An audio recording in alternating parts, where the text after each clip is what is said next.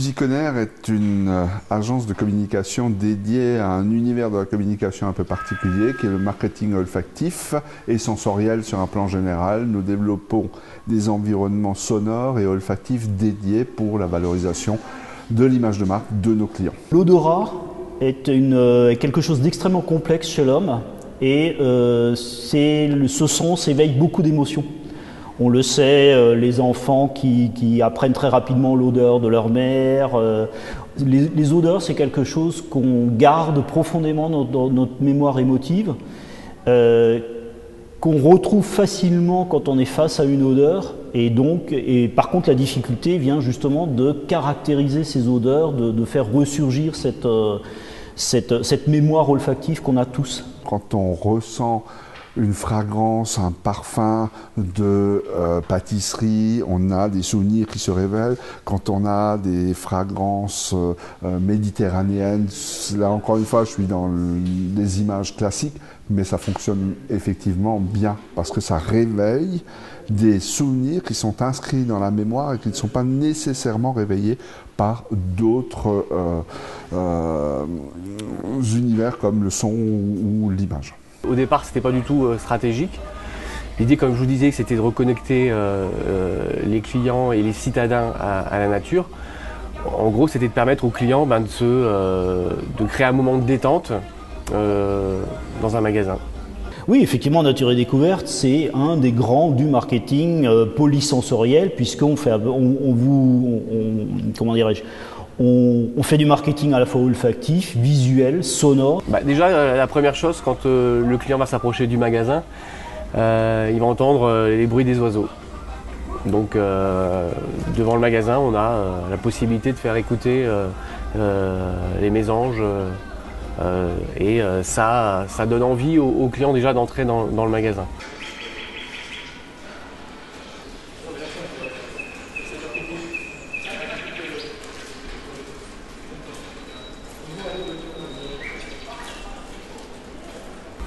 Ensuite, quelque chose de très populaire chez nous, c'est le cèdre.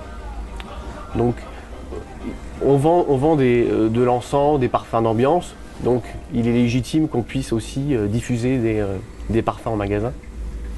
Donc, effectivement, c'est le cas avec le cèdre qu'on diffuse depuis 1990 dans nos magasins. Vous avez le point de vente, donc ce qu'on va retrouver traditionnellement en littérature du marketing dans le marketing olfactif du point de vente, où là vous avez des spécialistes qui travaillent sur ce domaine-là. Et puis vous avez le marketing olfactif des produits. C'est-à-dire à la définition même du produit, vous avez de la publicité tous les jours dans l'olfactif, je vous dis, dans les produits vaisselle, dans les détergents, dans les lessives, dans les vêtements maintenant. Et puis vous avez tout l'environnement olfactif, je veux dire la vague, bougie parfumée, ambiance cocooning qu'on peut retrouver chez soi. Aujourd'hui, s'il n'y a pas le bruit des oiseaux, s'il n'y a pas l'odeur du cèdre, s'il n'y a pas les huiles essentielles et la possibilité de les sentir au travers des diffuseurs, on n'est pas Nature et Découverte. C'est vraiment, ça fait vraiment partie de l'identité de marque. Quand je rentre dans le magasin, instantanément, je sais que j'ai l'enseigne, certes, j'ai le produit, mais le parfum est l'élément complémentaire de cette identification de marque.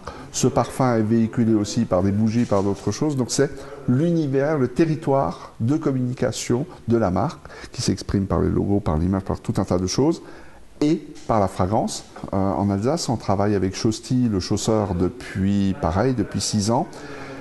On a installé dans les magasins des fragrances, 85% de la clientèle est féminine. Nous avons créé une atmosphère qui fait que le lieu, alors là on n'est pas dans l'identification, on n'est pas dans l'odeur de cuir ou dans ce qu'on pourrait imaginer, non, on crée une atmosphère agréable pour que la présence dans le point de vente aille au-delà simplement de la notion de consommation primaire. Je viens pour acheter quelque chose que je m'imaginais être, que je pense trouver dans ce magasin. J'y vais pour vivre une expérience d'achat un peu différente. Ça se situe à un niveau de motivation diffus, mais c'est quelque chose qui va apporter un plus à ce lieu de vente.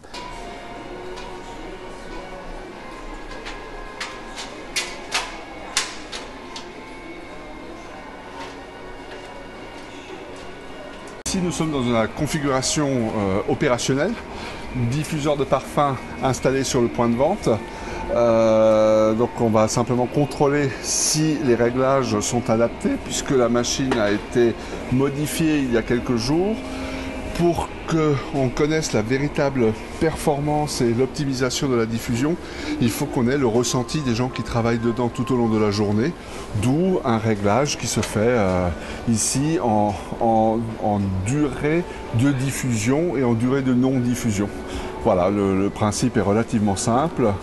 Donc on va augmenter un tout petit peu, mais de vraiment une virgule pour donner une fragrance un tout petit peu plus présente sans être désagréable pour le client, mais pour qu'il y ait quand même une sensation positive. J'ai souvenir d'une enquête qui a eu lieu dans des points de vente.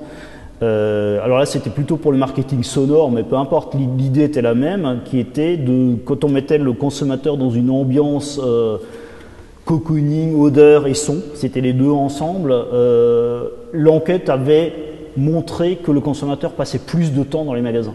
Donc avec évidemment derrière plus de chances d'achat, si vous voulez, quand on est du côté du vendeur. Aujourd'hui, je ne suis pas capable de dire à mon client, si vous diffusez telle et telle fragrance, votre chiffre d'affaires va augmenter.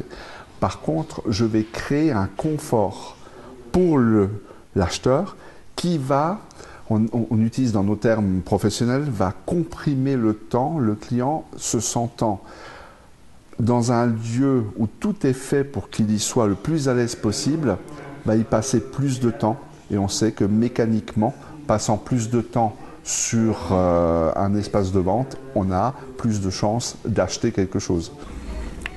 L'idée, c'est pas parce qu'on fait du marketing sensoriel pour développer le chiffre d'affaires. Ça fait vraiment partie de l'identité de marque et c'est la force de Nature et Découverte d'être comme ça. Il faut qu'il y ait une harmonie, une corrélation, quelque chose de logique dans le fait de donner des parfums. Le parfum de cèdre de Nature et Découverte, effectivement, il va rappeler la nature, va être quelque chose de cohérent, de congruent, on dit ça en marketing. L'émotionnel prend le pas sur le fonctionnel.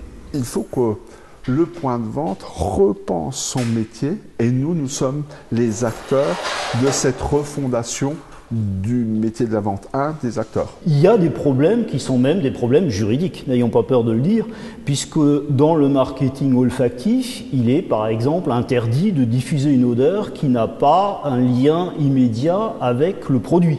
Je prends un exemple, vous êtes un terminal de cuisson dans une grande surface, ce serait assimilé à de la tromperie que de diffuser de l'odeur de pain frais. Puisque vous ne l'avez pas fabriqué, vous êtes uniquement un terminal de cuisson. Leroy Merlin à la Vigie, on a fait une opération sur 15 jours, on a diffusé des fragrances, des senteurs de bois coupé dans le rayon menuiserie. On n'aura pas augmenté le chiffre d'affaires, c'est évident. Mais par contre, on aura suscité chez le visiteur une interrogation en se disant mais ça colle pas, ce bois n'a pas ce genre. Voilà, on a créé une atmosphère propice à la relation et surtout à l'interrogation et à la mémorisation de l'enseigne dans laquelle j'ai senti cet élément différenciateur. On est tout le temps dans la recherche de la différenciation dans un univers concurrentiel. Parce qu'il y a aussi une évolution de la consommation qu'on peut noter depuis une dizaine d'années, c'est-à-dire que les achats sont de plus en plus impulsifs. On a la liste des courses, on la respecte très moyennement quand on va dans une grande surface.